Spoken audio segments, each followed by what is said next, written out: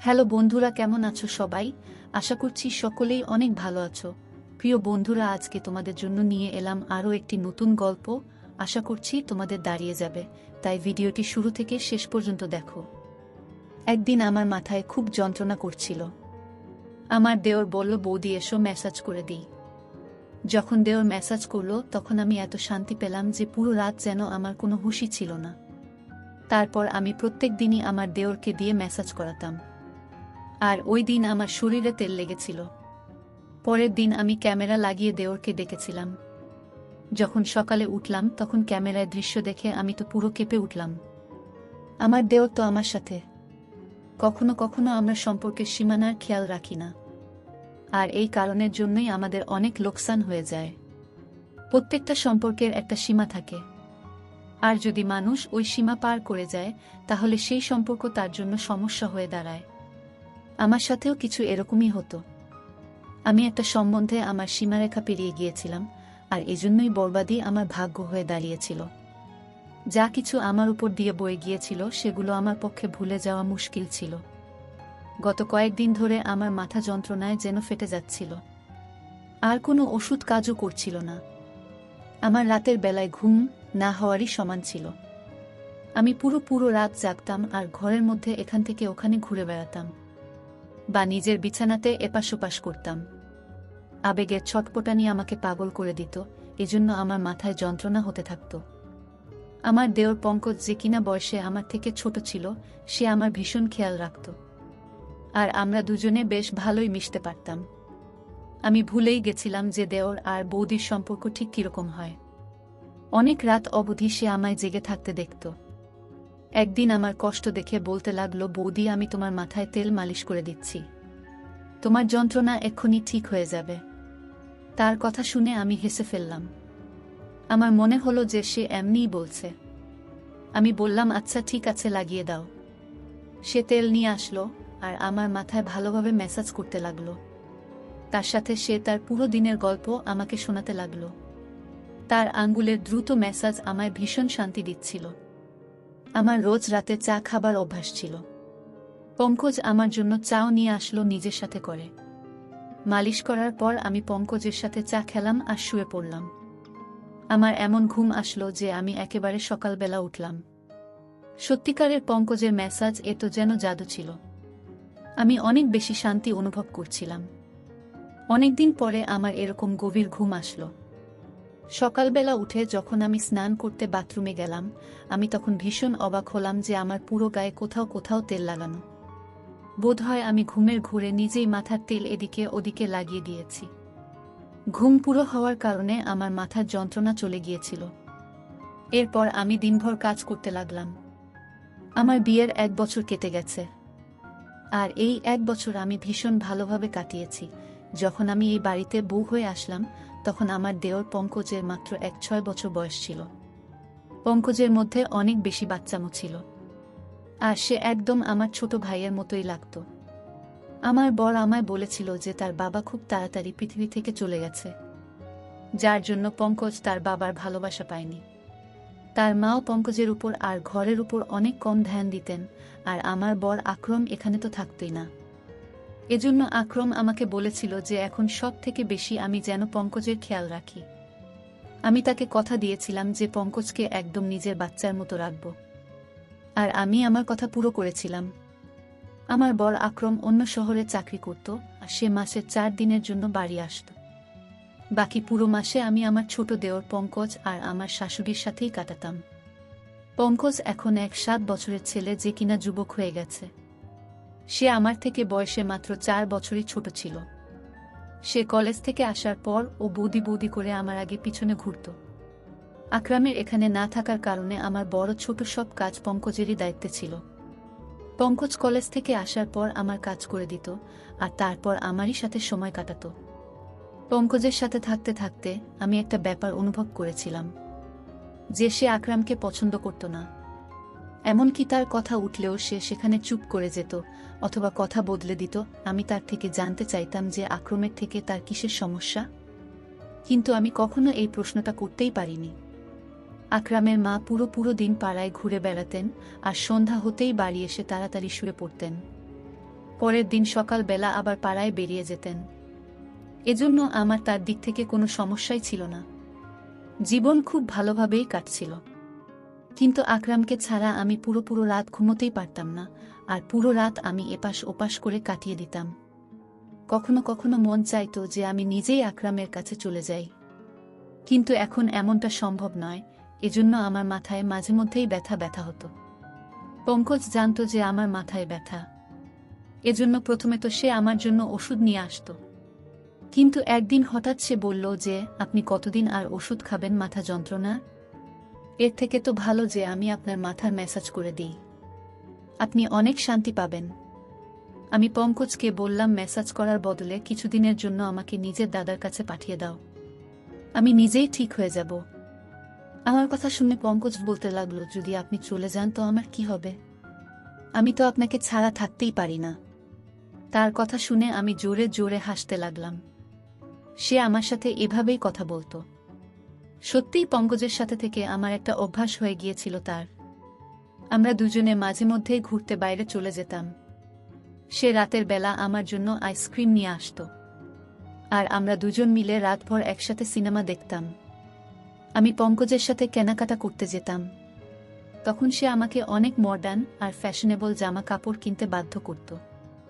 ঘরের মধ্যে তো সে আমাকে ওড়না গায়ে দিতেও দিত না। আমি যখনই ওড়না নিয়ে কাজ করতাম তখন সে আমার গায়ের ওড়না টেনে একদিকে ফেলে দিত। সে বলতো, আপনি এটা এত গরমের মধ্যে কি করে পরে কাজ করেন? সে প্রত্যেকটা কথায় আমার অনেক বেশি চিন্তা করত। সে হালকা রঙের জামা কাপড় পরতে বেশি পছন্দ করত। এই জন্য আমি যখনই তার সাথে বাজারে যেতাম তখনই সে আমার জন্য হালকা রঙের কাপড় পছন্দ করত আর কেনাত। আর তার সেলাইও ভীষণ ফ্যাশনেবল ভাবে করিয়ে আনত। আমার জামা কাপড়ের ব্যাপারে তার অনেক রুচি ছিল। আমি প্রায়ই তাকে বলতাম যে তার বউতো যে তার বর তাকে পছন্দমতো জামা কাপড়ের ডিজাইন বানিয়ে দেবে। আমার কথা শুনে সে বলতো যে, আপাতত আপনি ভীষণ সৌভাগ্যবতী যে আমি আপনার জন্য এত মেহনত করি। আর সত্যিই আমি অনেক সৌভাগ্যবতী ছিলাম, কেননা আমাকে সে কখনো কোনো কাজের জন্য না বলতো না। সে আমার অনেক জামা কাপড়েই ডিপ করে ডিজাইন দেওয়া গলা বানাত, বড় বড় পিঠের ডিজাইনও বানাত, যেগুলো মাঝে মধ্যেই আমার কোমর পর্যন্ত চলে যেত।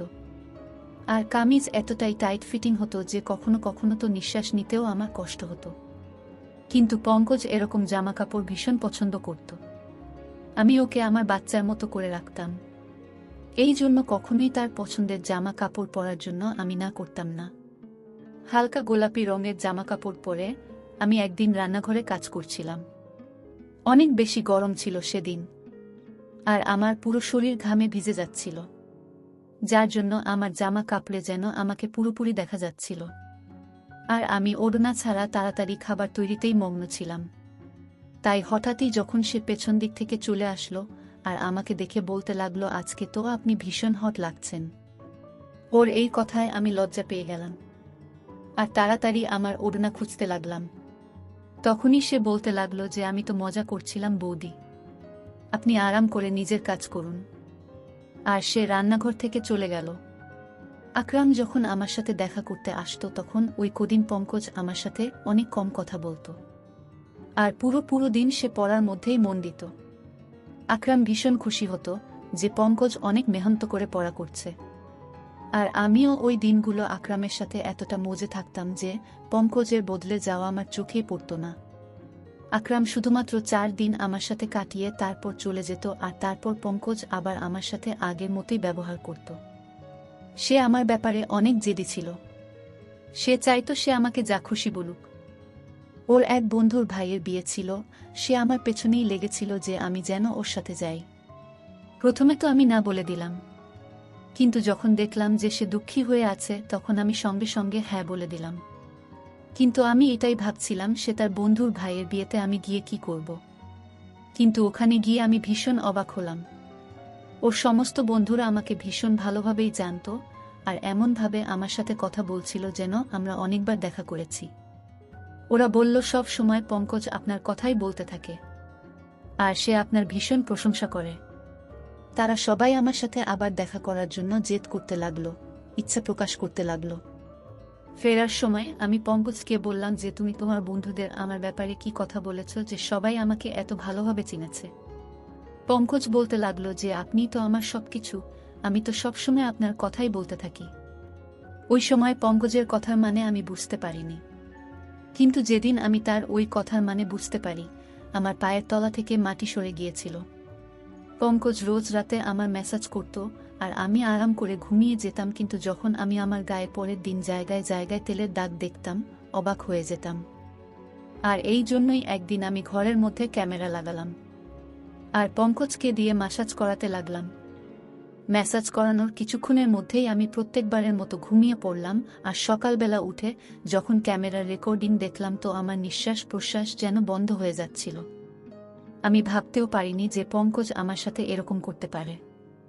আমি তো পঙ্কজকে অনেক বেশি ভরসা করেছিলাম, আর তাকে আমি নিজের ছোট ভাই ভাবতাম, কিন্তু সে তো দেওর বৌদির সম্পর্কের সম্মান রক্ষা করতে পারল না।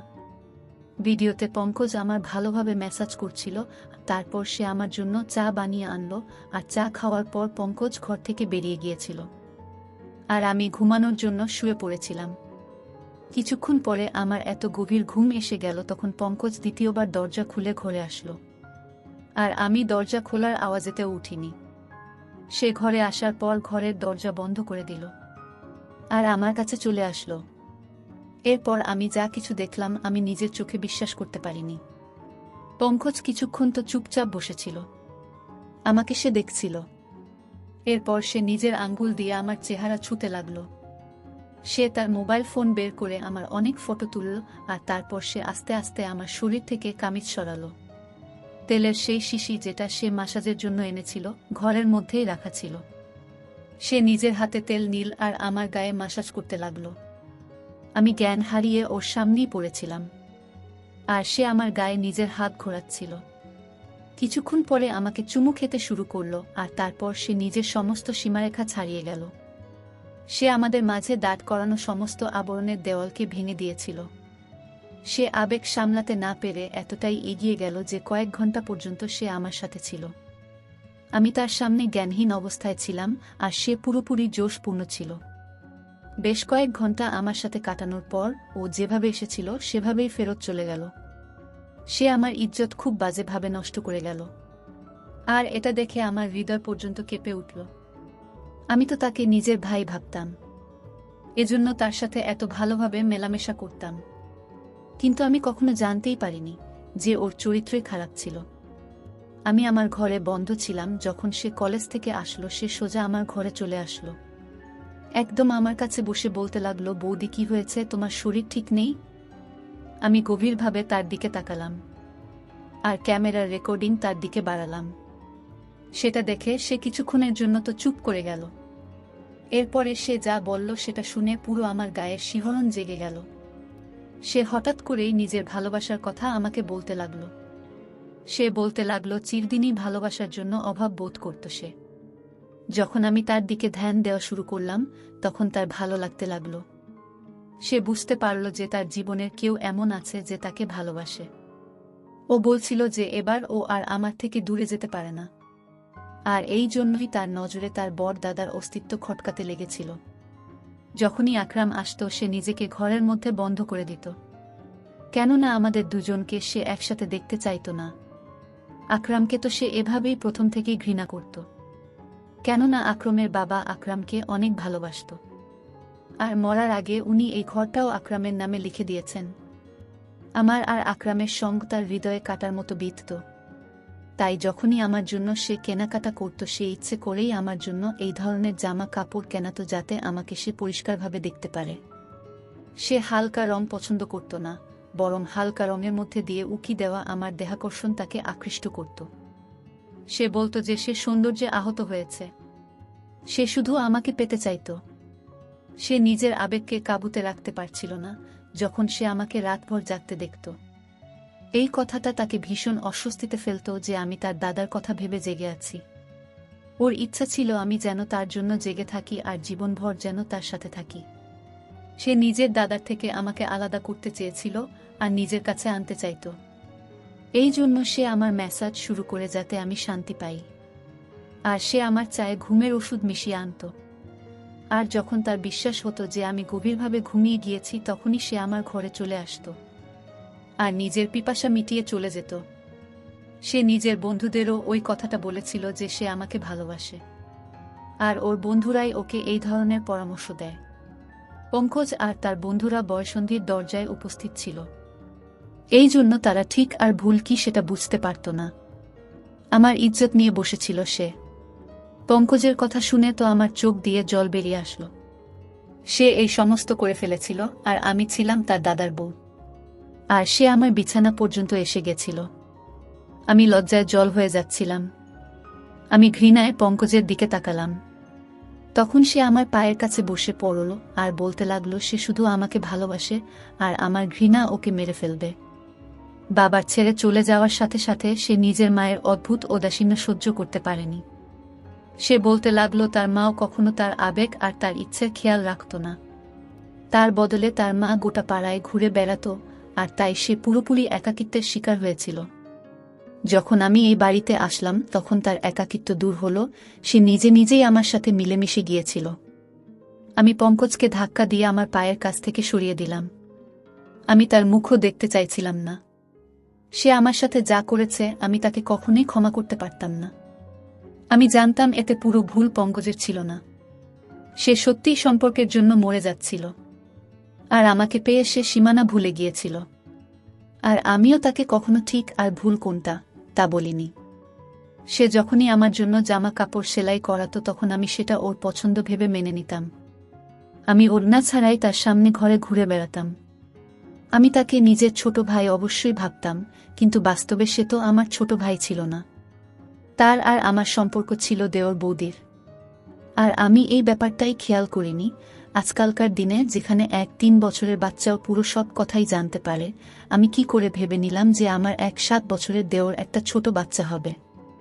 আমি তাকে বললাম এটাই ভালো হবে যে তুমি আমার থেকে দূরত্ব বজায় রাখো, আর আমাকে নিজের চেহারাও দেখাবে না। আমার পক্ষে এবার তার সাথে একই ছাদের নিচে থাকা মুশকিল হয়ে গিয়েছিল। সে বলতে লাগলো যে এই কথাটা যেন তার দাদাকে আমি না বলি। আমার মধ্যে তো নিজে থেকেই এতটা ক্ষমতা ছিল না যে আমি আকরামকে এত বড় সত্যিটা বলবো। সে ভীষণ লজ্জিত ছিল আর সে নিজের ঘরে চলে গেল। কিন্তু আমি নিজের নজরেই নেমে গিয়েছিলাম। আমি সঙ্গে সঙ্গে আকরামকে ফোন করলাম। তাকে বললাম আমি এবার তাকে ছাড়া থাকতে চাই না। হয় সে নিজে এখানে চলে আসুক আর না হয় আমাকে তার কাছে ডেকে নিক। আমার কথা শুনে আকরাম প্রথমে তো অবাক হয়ে গেল যে আমার হঠাৎ করে কি হলো, কিন্তু যখন আমি বারবার বলতে লাগলাম তখন সে বলল সে তাড়াতাড়ি আমাকে তার কাছে ডেকে নেবে। সে কিছু সময় চাইছিল যাতে আমার থাকার সে ব্যবস্থা করতে পারে, আর নিজের মায়ের সাথেও সে সেই ব্যাপারে কথা বলবে। আমি আকরামকে বললাম যে সে 1-5 দিনের ভেতরে যেন আমাকে ডেকে নেয়, না হলে আমি চিরজীবনের জন্য ঘর ছেড়ে চলে যাব। আকরাম আমাকে কথা দিল যে সে 1-5 দিনের মধ্যেই আমাকে নিজের সাথে নিয়ে যাবে। আমি এই 15 দিন নিজেকে ঘরের মধ্যে বন্ধ করে কাটিয়েছি। আমি সেসব পুরোপুরি ভুলে যেতে চাইতাম। আমার শাশুড়ির এখনো পর্যন্ত ঘরের সম্পর্কে কোনো হুঁশ নেই। তার নিজের ঘরের থেকে বেশি পাড়ার চিন্তা থাকে। যদি সে অন্যের খোঁজে না থেকে নিজের সন্তানের খেয়াল রাখত তাহলে পঙ্কজ এরকম করত না। সে শিকার হয়ে নিজের রাস্তা থেকে হারিয়ে গিয়েছিল। প্রত্যেকটা সম্পর্কের একটা সীমা থাকে, আর আমি আমার আর পঙ্কজের সম্পর্কের সেই সীমাটা ভুলে গিয়েছিলাম। আর আজকে তারই ফল আমাকে ভোগ করতে হচ্ছে। আমি আমার সমস্ত পুরনো জামা কাপড় জ্বালিয়ে দিয়েছি। এবার আমি বুঝতে পেরেছি যে আমি এই বাড়িতে একজন বাইরের মানুষের সাথে আছি, আর আমাকে নিজেকে এবার থেকে আড়ালে রাখতে হবে। কখনো কখনো আমরা অনেক ব্যাপার ছোট ভেবে নিই, কিন্তু সেগুলো এতটাও ছোট হয় না যতটা নজরে মনে হয়। আজ আমি আমার ওড়নার দামের কথা অনুভব করলাম যে সেটা কত দামি, যখন কিনা আমি প্রায় ধ্বংস হয়ে গিয়েছি। যারা এই গল্পটি শুনছেন আপনাদেরকে আমি এটাই বলতে চাই যে নিজেকে সাবধানে রাখুন। ধন্যবাদ বন্ধুরা গল্পটি শোনার জন্য।